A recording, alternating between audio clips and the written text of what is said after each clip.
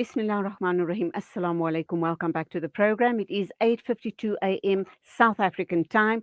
We're crossing over now to Palestine. We're going to be talking to a human rights defender and coordinator.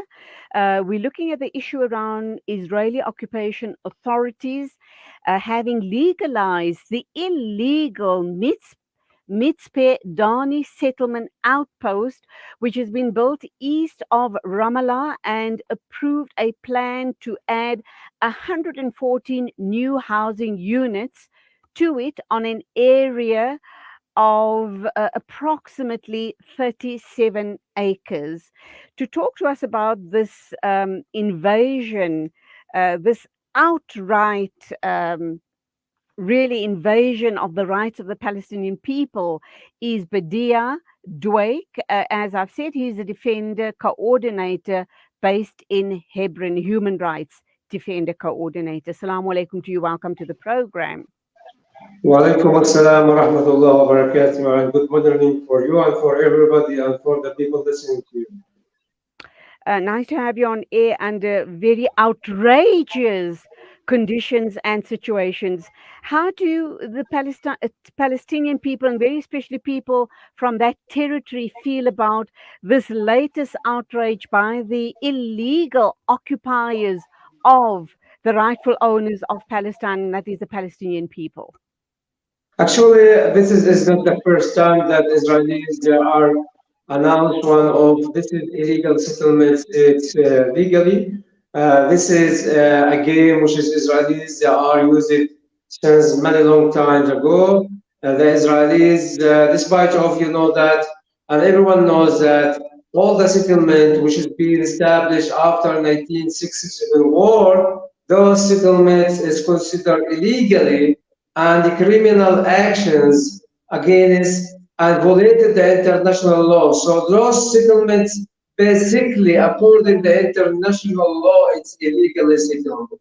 But the Israelis, they played a game, which is they are divided some part of this settlement, and they consider it's illegally, and then they come back again and they legalistic this settlement and make it legally according what they are understand and they are think according their law. By the way, all whatever they call it, it's illegally or illegal settlements, it's all illegally according to international law, and this is just the game the Israelis are just trying to play to washing or to branch mind of the people around the world and to make a confusing for those people who don't know about this is details, which is Israel occupation applied in the Palestinian land, and they keep build this settlement.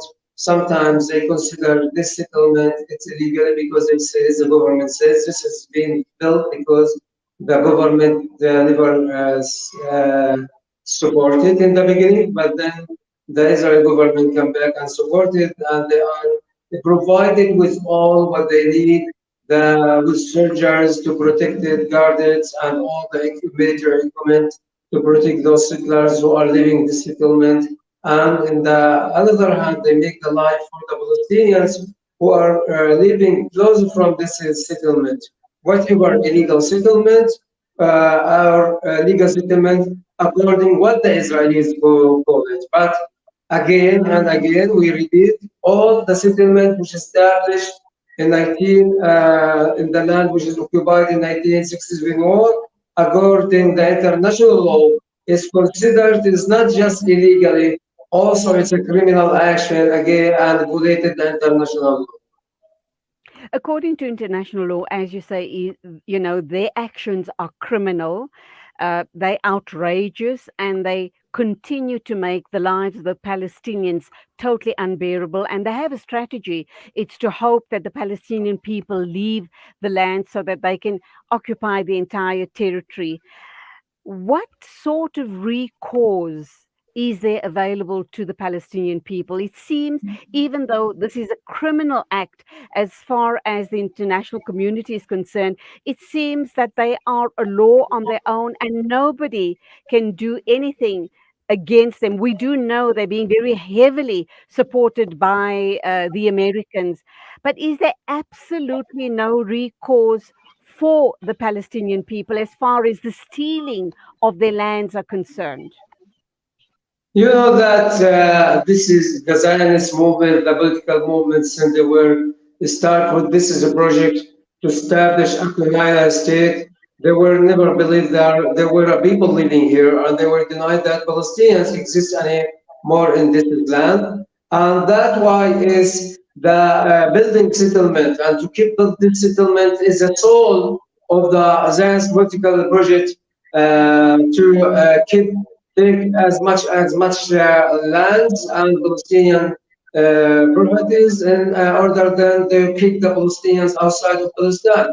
So the resistance of the Palestinians who have been started long years ago, it also is was make Palestinians to exist in this land by the resistance that Palestinians applied during many years, and since also the occupation started, not just even in 1967, also the occupation, which has started in 1948, and after that, one of the reasons happened is the Nakba, when the Palestinians, like 7 million now Palestinians become refugees over the world, and thousands of Palestinians have been killed, and many Palestinians villages and cities demolished, and they are still about 600 Palestinian villages demolished, and the Israelis, they are not allowed for them to rebuild it, which is this is villages, which is now stay and remains in the land, which is now become called Israel in in land 48. So what I mean here, that the message of keeping build this settlement, the proposal for that, that the Israelis try to push the Palestinians by many means, by torturing them in their daily life, applying military rules to make the life for the Palestinians is unbelievable and also very difficult. Make applying collective punishment, applying this ethnically cleansing policies, and they applying many of these policies by killing people and also torturing them, arrested them, and put them in jails under the policy. We call it also quiet transfer policy to make the Palestinians living their houses and their cities in others become empty, then the settlers they can extend it as much as they can. So it's about policy, it's about collective punishment, and no freedom movement, no housing rights, no childhood rights, killing people without any court, without any law, and all of this announced by many organizations like Amnesty, like Human Rights Watch. It's a criminal actions, and also it's an apartheid system that Israelis are established.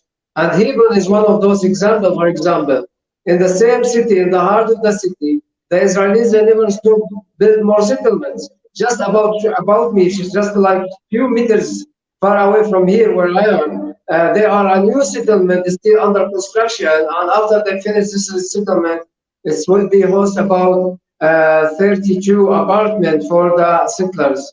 So the settlers and the Zionists and the government, which is Israeli government, almost use the settlers and the settlements, let's just say the colony and the colonials, as an excuse and a tool for to keeping their occupation. And it sounds like an absolutely helpless and hopeless situation as far as the Palestinian people are concerned. Your pleas and your fights and your cries seem to be falling on deaf ears as far as the international community is concerned. We keep you all in our duas, in our hearts, and behind you in your struggle. We as South Africans, because we too have come out of a brutal apartheid regime, as you know. But keep strong till the next time that we speak with you. It is Salaam Alaikum from us here in South Africa and Salam Media. Assalamu alaikum. Thank you for Salam Media, and thank you for all South African people who are still stand for the Palestinian rights and support us.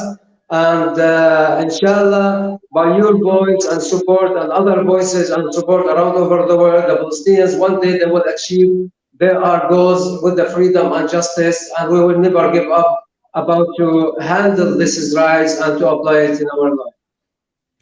Amin Thumma Amin. That was Brother Badea Dwaik talking to us from obviously Palestine about the continuing illegal occupation of the occupiers and the continuing harassment of innocent Palestinian people.